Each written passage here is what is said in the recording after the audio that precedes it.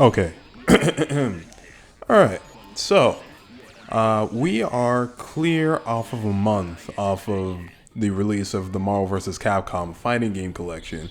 And so, after all this time, the question that remains is it still possible to get good at Marvel vs. Capcom 2? The answer is yes. It very much so is. Although, in my particular case, my answer is influenced by the fact that this is a technically new release of Marvel vs. Capcom 2. So, a lot of people who haven't played the game are now playing the game. And so, because of that, the general skill level of players has lowered because a lot more new people are playing the game now. And so because of that, it's actually a lot easier to get into the game than what it could have been if this was a handful of years ago and I probably just went onto Discord and asked for, beginner matches.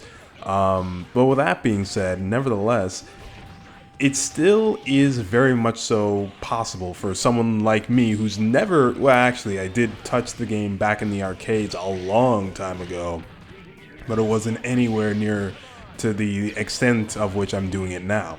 So, with that being said, I think that if you are a new player, first and foremost, that if you want to play Marvel vs. Capcom 2, go out and play it.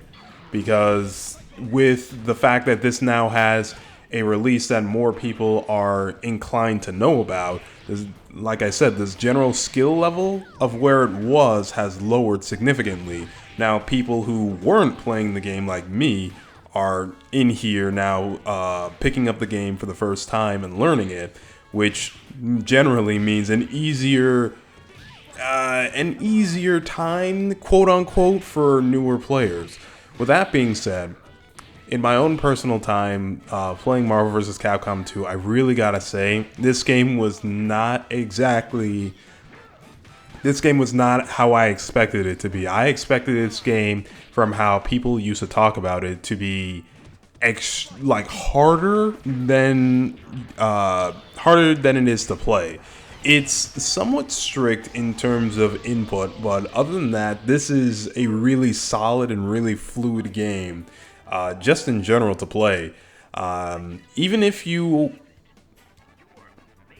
no, not necessarily. All the characters just feel great. I don't think there is, well, even though there are genuinely bad characters in the game, Captain Commando being one of them, it still, even at that level, feels really good, and to some extent, feels good to try and come up with stuff for said characters. That's one thing about Marvel vs. Capcom 2 is that this is a really, really fun game. Not all the characters are at the same level. I've talked in previous videos about Gambit and how he's kind of being held on pins and needles in terms of, just comboing into super and things like that. But nevertheless, it's just fun to experiment in this game and just see how far you could push a character but with a team.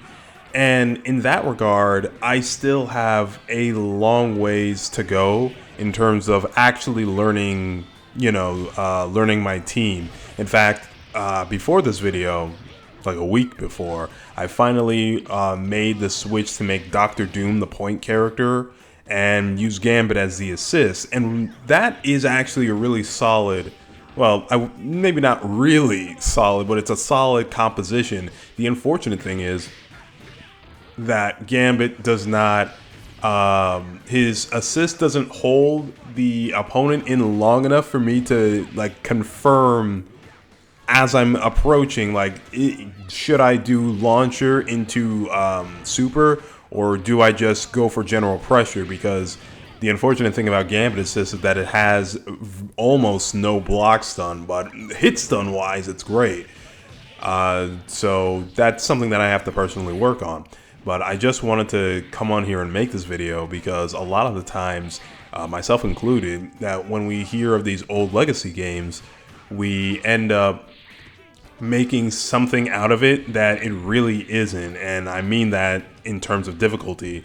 When I first, heard of Marvel vs. Capcom 2, something that was more or less ingrained into my head was how difficult it was. The Iron Man Infinite. I thought that that would more or less be the norm, and it's not. In all the 66 hours I've been playing of this game, only one person has actually managed to do the infinite on me, and that was someone who was at like the tippity top of the ranked bracket. Most of the time, other people who try will drop it at some other given point, and the other thing of the time is that the connection isn't great for confirming the start of the infinite. It doesn't really matter. Like, if they can confirm the infinite in general, it doesn't matter at that point because it's all rhythm based. So as long as they can keep the rhythm up, then they're golden. But nevertheless, like only one person has managed to do that to me thus far. And as far as the Magneto Infinite, that's a good question, because I'm pretty sure most Magneto players don't go for it. I think maybe one or two also has gone for it as well. But to loop back around to what I was saying is that, I personally thought that this game would be a lot harder than it would be to play. And while it's certainly not easy, especially with, Magneto instant transmissioning around, it's certainly a lot more forgiving than I would have given it credit to. And in that regard, there are certain aspects about this game that I ended up really liking that a game like Marvel vs. Capcom 3 did not do. And in that same sentence, I would like to go on to say that Marvel vs. Capcom 3 is not a game that I've taken online a lot of the times, because that game has now been, it has been optimized for the longest period of time, to the point where the correct way in a tournament level of play is by basically first opening touch of death sequences. There we go. Where the first opening a person gets should lead into a character dying. That way they can mix up the next incoming character and just wipe out the whole team with minimal opposition from the opponent, assuming that they guess wrong. And that's not a very fun way to look at the game, which is why for the majority of my time spent with Marvel vs. Capcom 3 it's been in training mode. In Marvel 2, I'd say I spent the majority of my time playing online, mostly because I didn't really know like where to go in terms of improvement. But I just, there's for it's not that there's not much to learn about this game. It's just that it's really fun to play, and I really want to play with other people. And in that same regard, my next improvement, aside from learning guard breaks with my respective characters, would be to test out some of the higher tier characters like Storm or Magneto. Possibly go back to Iron Man and things of that nature, because what I know now, I didn't know then. So the way I look at the game has changed entirely. And long story short, what I really wanted to make this video about was in terms of just fighting games, because a lot of new players get scared off at Infinite, get scared off of high damage in some regards. Guilty Gear Strive has really high damage, but a lot of new players play that. Is the perception around the difficulty. Like I said, this is not a very difficult game to understand how the combo structure is. Granted, actually, it's not a very difficult game to understand how the combo structure is. In fact, something that I have done, and that most people do when they pick up this game, is learn the Iron Man Infinite. And like, the concept of the Infinite is not difficult. Most players, even if they're not the most experienced with fighting games, can at least do some part of the Infinite.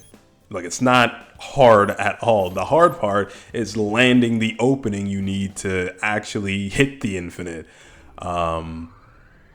And also, at the same time, mention that even though this is a game that's pretty scuffed, it's got infinites and whatnot, Mega Man is doing no combos and taking you know, 90% of a person's health bar. Captain Commando is just Captain Commandoing and putting up walls where it makes it hard to approach.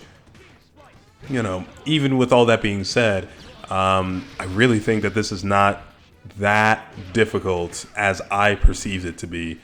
And in that regard, since I brought up Captain Commando, it kind of feels like this game, it kind of feels like Assist Fighter a lot of times. Like the assists do a lot of the heavy lifting, and because of that, it kind of takes let me choose my words carefully. It takes a bit of the learning process.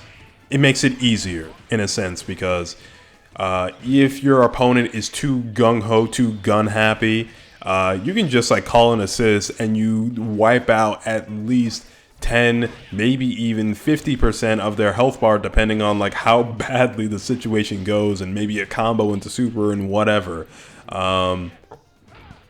Excuse me. So, like simple defensive play gets you a long way in this game. But of course, that's again coming from my opinion, where last time I played, I got to, what was it, Super Platinum, just outside of Ultra, where it's, that's it's kind of experienced, not to put myself down, but again, because the fact that this game does not have a rank system, I don't really know where I land. And unfortunately, well, not unfortunately, but like I said, this game is really fun. And because of that, I have like feast or famine days with Marvel vs. Capcom 2, where either I unintentionally play it for the whole day and I don't realize I'm doing that, and I don't get much done outside of playing Marvel vs. Capcom 2. Or, I'm too focused on doing other things that I don't give enough time to it. That's a personal thing, but with that being said, I'm not really sure where to go next.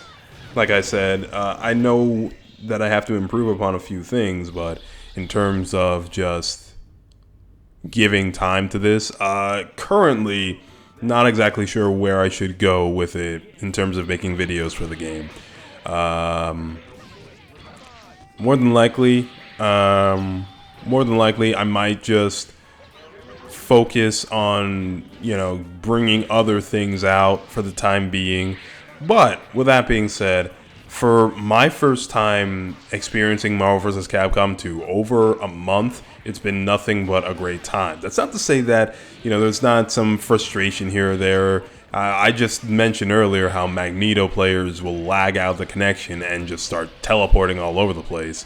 Like, that part, I could do without. But in general, this game has been just loads of fun. And if you're new to Marvel vs. Capcom 2, I'm here to tell you, forget all the fears that you had. This is not the type of game that you think it is. Frustrating at times, sure, but it's not overly punishing. It's not too hard to play. The execution, a lot of the times, is a lot easier than someone like me would expect it to be. And, it's just a really fun game. And I really hope that the stigma of old fighting games does not hold anyone back from at least trying Marvel 2, Marvel 1, Children of the Atom, and so on and so forth out. They're all fun. Okay, I can't really say Children of the Atom is fun. I haven't given it a shot myself, but Marvel 1, Marvel 2, really fun games. And, not just in terms of single-player content, in terms of just...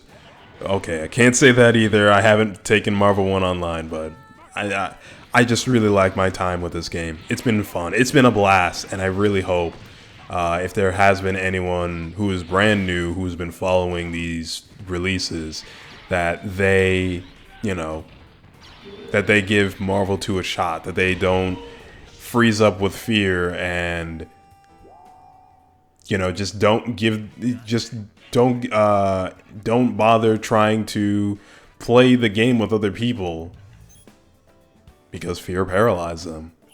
Anyways, with that being said, thank you for watching this video.